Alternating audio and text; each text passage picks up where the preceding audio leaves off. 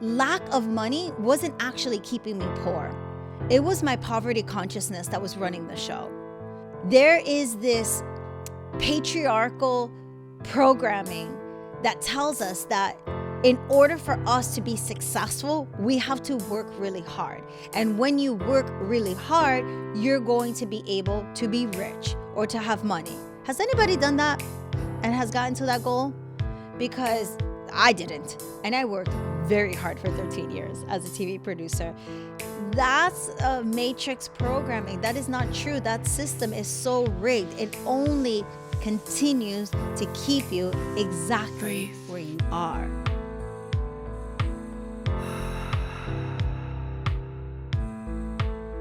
Open your eyes.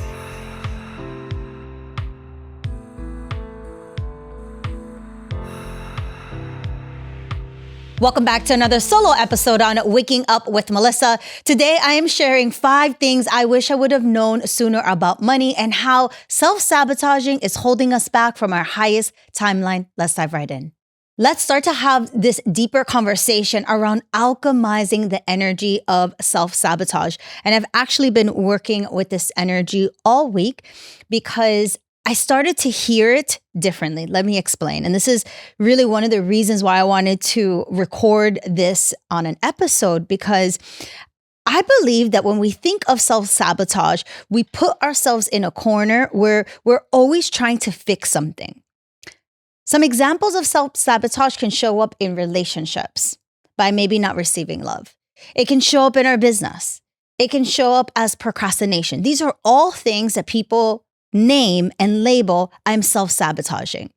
And one of the things that I've noticed even with my clients, they try so hard to stop, which makes sense, right? Because if you're doing something that is not helping you get to your desired goal, most likely you're going to put all of your focus and all of your attention to wanting to stop that thing. But I want to tell you to not do that. And here's why. Self-sabotage is actually protecting you from an unhealed part of yourself.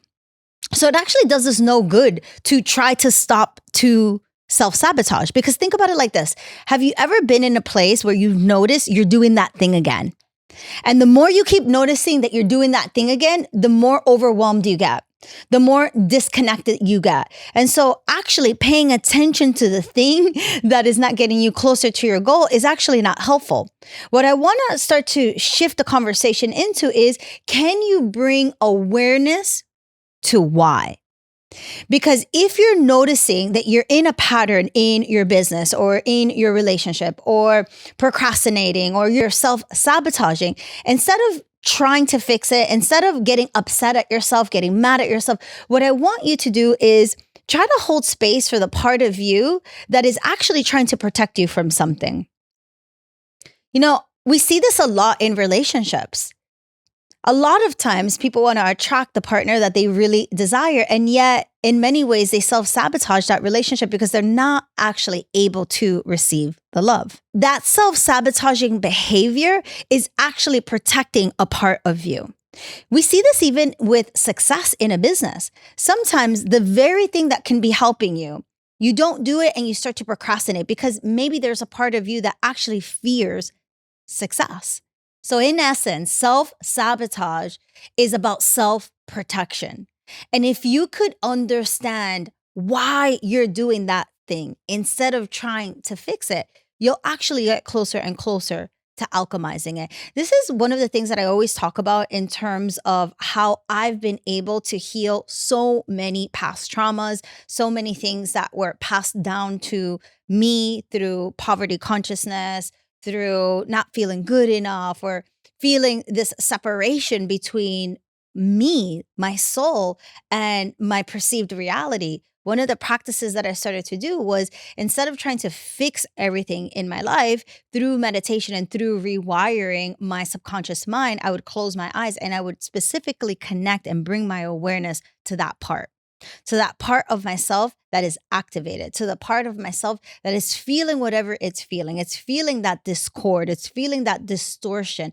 And from there, I was able to go into my nervous system and bring in words of affirmation. And sometimes I would just go in there and hold the space. And that in itself was so healing. Why are we talking about self-sabotaging? Well, a lot of people right now, we're in a holding pattern energetically that we've been able to walk through this portal. A lot of us are now in this place where there's this reshifting, there's this recalibrating. A lot of us are being called into the next level of our leadership in life in general. Whether you have a business or not, leading and leadership is about you understanding how do you want your life to look? And are you in alignment and taking those steps? And right now, what's being called and what's being pulled forward is our integrity. And when we think about integrity, I think about the word honesty. And I think about, are you having those honest conversations with yourself? And if we're being honest, then we have to start to also look at our patterns. What patterns have we been replaying? What patterns and things have we been doing in our life that isn't actually taking us further or bringing us closer to our goal? One of the things that I've been hearing the most, especially in the past 2 or 3 weeks, is this self-sabotaging around money. And I was actually talking to this beautiful being today, and there were so many tears flowing because they were sharing with me how they were deeply afraid of receiving money. And when we started to unpack, what started to bubble up was this unsafetyness, this energy around, I actually feel more comfortable when my bank account is negative. I actually feel more comfortable when I'm in the struggle than when I am in the ease. And that's also another self sabotaging pattern because there's a part of us that's protecting us from something. And from them, it felt like they were not trusting that they would be able to hold the frequency of money. They couldn't trust themselves. So what happens is that we recreate these patterns, we recreate these scenarios, we recreate the same thing only for us to go back into that trauma loop. And so think about this for yourself. As we're coming out of this energetic portal and people are really stepping forward, what are the patterns and what are the things that are coming up for you as self sabotaging behavior? Which, by the way, we all have this. We all have this kind of behavior. And so, again, it's not about needing to fix it, it's about bringing our awareness to it. One of the main things that I wanted to share were these 5 things that I wish I knew sooner about money. And one of it was that lack of money wasn't actually keeping me poor. It was my poverty consciousness that was running the show. And so it took so many years for me to understand that it wasn't the money in my bank account that was making me live in poverty. It was how I was thinking about money. It was my relationship with it. It was how I used to think that only certain people had it. Or if I obtained money, that I would have to specifically work really hard. And I wish I would have just known sooner that money wasn't about the money I had in the bank account, but it was about my relationship with it. I always use this example around money is a relationship. And the best way to understand what kind of relationship you have with money is write money a letter and tell money all of the ways that you feel about it, whether it's always been there for you or it's always let you down. I started to do this practice. I actually read this book, You're a Badass at Making Money. And it was in one of those chapters that they highlighted, what's your relationship with money? And if money was a being, if they were a person, what would you actually say to them? And I realized in that moment that I had such an anger to money because I felt like it was never there. It was never available. And so once I started to bring my awareness to that, I stopped trying to make money. I stopped even trying to attract that. Oh, here, this is so interesting. I think it's so interesting that we always say attracting abundance. I've done this and said this for a really long time. Let's attract money. But even the simple term of saying I'm attracting money is also saying that money is separate from you, as if you didn't have every single thing that you ever needed and wanted within you. So yes, I keep using this word attracting abundance, but I'm actually going to change this because I also have more information around that. And there is nothing to attract. I don't need to attract it. I don't need to magnetize it. I just need to be it. I need to be the energy of prosperity. I need to be abundant. I don't need to attract abundance. I just need to be it. So this is the number one thing that I wish I would have known sooner was is that it wasn't the physicalness of the actual paper that I needed in my bank account. It was actually my own consciousness. It was my relationship to it. The second thing I wish I would have known sooner was is that money isn't the paper in the bank account. It's about whether or not you're still playing out these unconscious patterns of everything has to be hard or everything has to be worth it. Well, I want to explain this to you. I was speaking to another student and they were actually sharing with me that they have a lot of shame around money. And she says, Melissa, I know exactly how to build my business. And she does. She's so smart, super intuitive, super connected. And she said to me, but I have this immense shame around money. And I said, well, let's talk about it a little bit more. What is it that you feel? And she started to share that she felt wrong.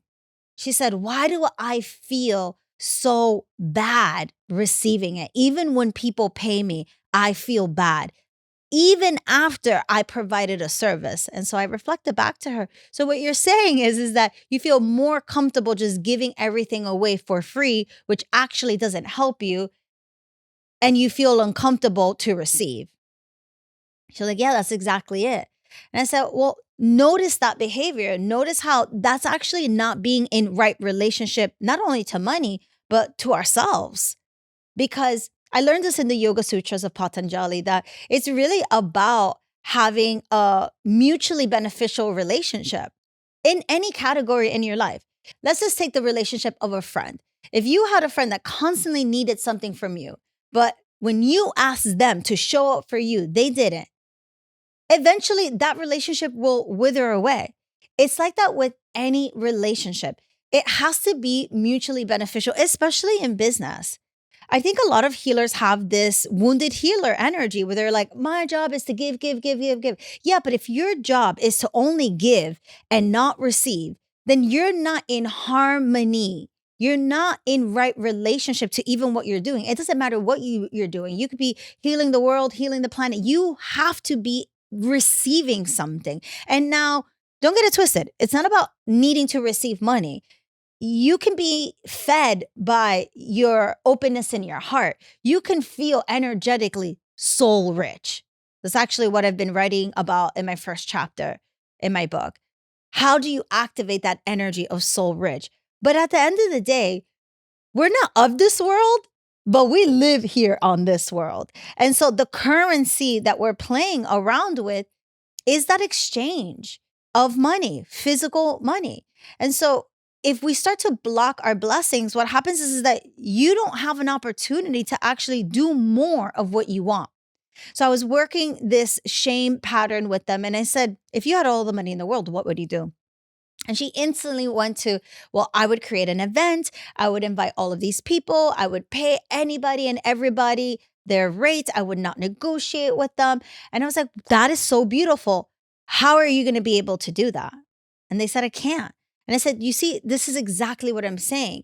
Nobody actually benefits off of you staying exactly where you are. And your clients receiving so much of your energy and your beautiful channeled messages and gifts, which by the way, don't belong to anybody specifically. Anybody and everybody has the ability to channel.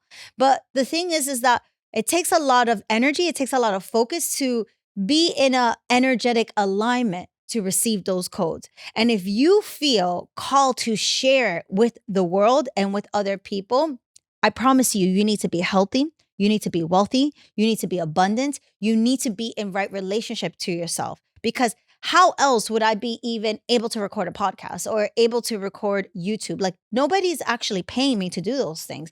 The reason why I'm able to actually pour in is because our business is being fed. And this is what I always tell people is to understand How are you feeding your business and how are you feeding your soul? To me, that is the perfect relationship and the perfect alignment of what I call my definition of a soul business. A soul business should actually feel like it's feeding you. And the second thing I wish I would have known is that it doesn't have to be hard. There is this patriarchal programming that tells us that in order for us to be successful, we have to work really hard. And when you work really hard, you're going to be able to be rich or to have money. Has anybody done that and has gotten to that goal? Because I didn't. And I worked very hard for 13 years as a TV producer. That's matrix programming. That is not true. That system is so rigged. It only continues to keep you exactly where you are. Number 3, there's no such thing as money being good or bad. Humans totally made that up in order to control the population by using shame tactics. It's the exact example that I just gave. If people feel shameful, if they feel like they're doing something bad, if they feel like they're doing something wrong, if they feel like they're scamming people, it doesn't matter what they're doing. They're not going to want to be in that exchange because now you're activating shame and you're activating shame in a way that's so deeply manipulative. This programming is almost like they brainwash us to think that money is a bad thing. There's nothing wrong with money. Understand that the 1% that's holding the wealth, they benefit off of people staying ignorant to money. And I always think about this. Imagine if sovereign beings started to understand how to work with the frequency of money, how to invest, not just in programs, but invest in their health, just invest in general into things that can double, 10x their income. We would become powerful. I think about all of the things that we probably wouldn't need to do, like, I don't know, pay taxes or who knows. It doesn't matter. The point is that there's somebody directly benefiting off of controlling the population and labeling things bad. Energetically, there's nothing good or bad. When I realized, the more I started to do this work, it's been now 8 years. When I say this work, what I mean is being the conscious awareness that's observing the thoughts. One of the things that I learned in this life is that nothing actually means anything until you assign it meaning. And one of the biggest gifts that I have given myself and that I love to teach is that everything is about being in relationship with. And the biggest relationship that you have is the relationship you have with yourself. You know, most people, they go around beating themselves up thinking that people are talking about them. Most people go around self-sabotaging because they're too worried about being their most authentic self.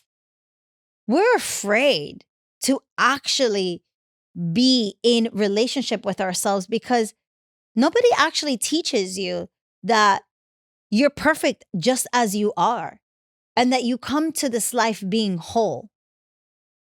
In many ways, it's so interesting how we always think that we have to become something. We have to be somebody. It's like we're incomplete. We always have to add something to it.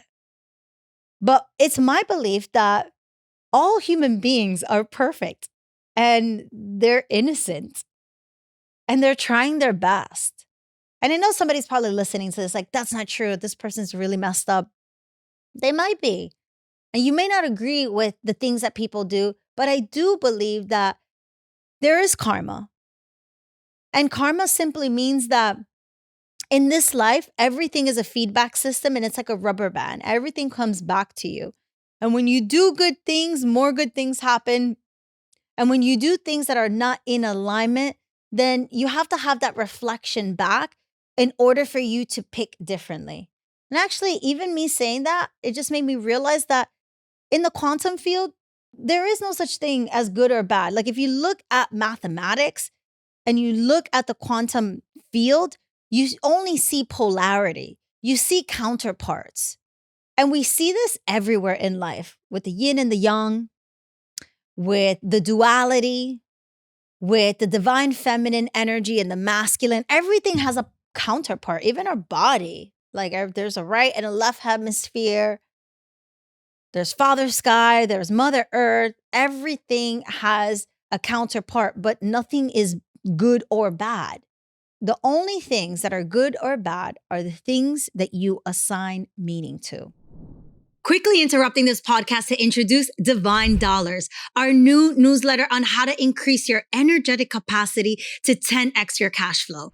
This is my exclusive hot take newsletter where each week I'll be dropping juicy AF insight, insane value on how to grow a profitable, sustainable soul-led business. Each week I'm dropping a hot take on leading industry topics, plus a roundup of my latest YouTube and podcast episodes. Sign up to be the first to know about my upcoming offers and bonuses too. You see, in my world, energy is the new currency to align with so you can double your income and cultivate conscious coins.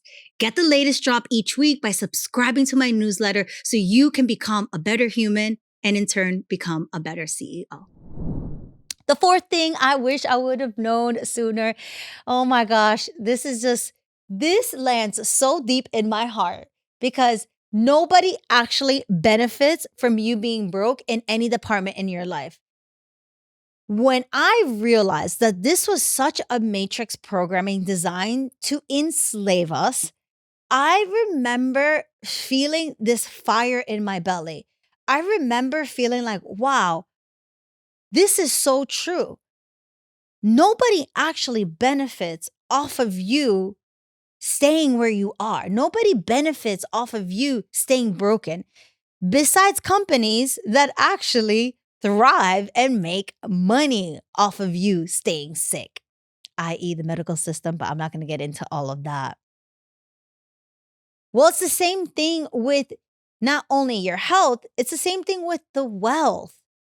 Who actually benefits off of you staying broke and not having? Nobody. Like, actually, nobody benefits off of that. The matrix that keeps you poor, the matrix that makes you feel like you're going to go get a job and you're going to become rich only for you to be stuck in the cycle of feeling like, wow, I can never get ahead. Yeah, of course you can't get ahead. How can you? If you're working 8 to 10 hours, you're not eating right, you're not able to get to bring in movement into the body. And so when our immune system is weak, we are very easily manipulated. When I started to realize that I don't benefit off of staying broken, my family doesn't actually benefit off of that. Nobody. The only person that actually benefits that is this programming that's going to continue to keep me in this enslavement. And number 5, this is probably one of the most important things that I wish I would have known sooner around money is that money is about the nervous system and it's about regulating the nervous system. And that at any point of the game, you can break free of this by simply bringing your awareness to your sovereignty. I talk about this story over and over and over about when I was in Morocco and I did my yoga teacher training and I came back and I had a TV career and then I came back and I did not have one because I got fired. And it was so beautiful because I learned so much about my own perception around money. And I started to realize that I'm a sovereign being, meaning I am worthy no matter what is in my bank account. And when I started to realize and work with my nervous system and just allow my body to feel what it felt, because I'm not going to lie, it was hard. That programming that tells you that you're going to be out in the street if you don't have X amount of money to pay X amount of things. It's so real. I felt the effects of my nervous system being so activated and so dysregulated because my actual brain could not conceptualize, well, how will you live? In my mind, I'm like, I am physically dying. There's no way that I'm going to be able to live without a job. And now 5 years later, I kind of laugh. And I think that's so interesting because I'm like, I don't even know, like, what does a paycheck look like again? I have no freaking clue. And I don't want to know unless a company is cutting me a big check for something. I want to cut my own checks. And so bringing awareness to the fact that you are a sovereign being and that at any point, if you want to do the nervous system regulation around money, you can. But I will tell you this, you cannot beat yourself up. Remember what we talked about at the beginning of this episode around self sabotage. So, a lot of people will notice that they're self sabotaging around money and yet they won't help themselves. The resolution here is to bring in practices that can help you. If you see that you're not looking at your bank account for whatever reason and you're avoiding it and that's not helping you, then you have to bring in a practice and you have to bring in another way to think about opening up that app so that you start to change the dynamic, you start to change that relationship. I actually did this myself. I never used to like opening up my bank account because I'm like, nothing good is going to be in there. It's always going to go down, down, and down. And that was always my thought process. When I started my business, I had to get really clear with money. I had to have a better relationship because I wanted to be the receiver. I wanted to be the receiver of limitless. Like that's always my manifestation is like it's limitless. It's boundless. To me, one of my affirmations is I always tell universe to give me as much money as possible, bring in all of the abundance because I know exactly what to do with it. I have leveled up into that leader where I know where to allocate it. I know where to put it. I know how to give it purpose. I know how to circulate it. I trust myself with it. And so that took a while. It took a while to be that version of myself where I was regulating my nervous system. And so back to the app, one of the things that helped me so much was realizing, okay, I want to check my bank account very often because I am affirming that more is going to be in there. And the minute I had that thought, I was like, oh, I really like how that felt. That's what I'm going to do. So I started to change my relationship. And every time I would open up my app to look at my bank statements and yeah, to just have that better relationship of constantly checking in and looking and feeling comfortable and feeling grounded before I would open it, I started to bring in these waves and these codes. And I started to bring in all of this magic, right? I started to imagine, okay, I'm going to open up this screen and there's going to be a lot more than was there before, or I'm going to be pleasantly surprised. And I started to tell the universe, surprise me. I love opening up this app because I'm always in right relationship to money and abundance. And I know exactly what to do with it. Universe continue to bring more. And the more I kept saying that, the more every time I would open up my bank account, even on the months where I knew that a lot of investments were going out, and I was like, oh, that's actually more than I thought. And I really believed it. And then I kept having more and more of those experiences. And I was like, oh, wow, this is really good. Okay, great. And so it's been 5 years now that I've been doing this practice of bringing these codes in, and anybody can do this, right? And so this is just like about waving your magic, okay? So this is a beautiful opportunity for me on how I was able to change a trigger where I alchemized this trigger into an experience that I actually really look forward to because I'm always in that universe, surprise and delight me, like surprise me. And now that is my baseline for opening up any of my bank accounts. And so start to think about that for yourself. What are some of the things that you can start to do that would really start to soothe your nervous system? But I'm telling you, beating yourself up and staying in the self sabotaging energy of I need to fix it, I need to fix it, I need to change. And this is honestly how a lot of people get obsessed with healing. There's so many people that are obsessed with healing right now because they think that they're a project. You're not broken, human. You're perfect in all of your ways. You're whole. Stop looking at yourself as this project. Stop looking at yourself as this thing that you need to fix. You don't need to fix anything. If you want to do anything, bring awareness to why you're doing that, because that behavior is protecting you from an unhealed part of yourself. That's actually going to be the thing that helps you alchemize. Humans, I'm so excited that we were able to connect and tune in. If you've enjoyed this episode, head over to I am Melissa Ruiz. Tell me your biggest takeaways, send me a DM. And if you're watching on YouTube, consider commenting, subscribing. Definitely helps the podcast keep going and keep growing and keep flowing. All right, humans, go with peace, go with God. See you soon.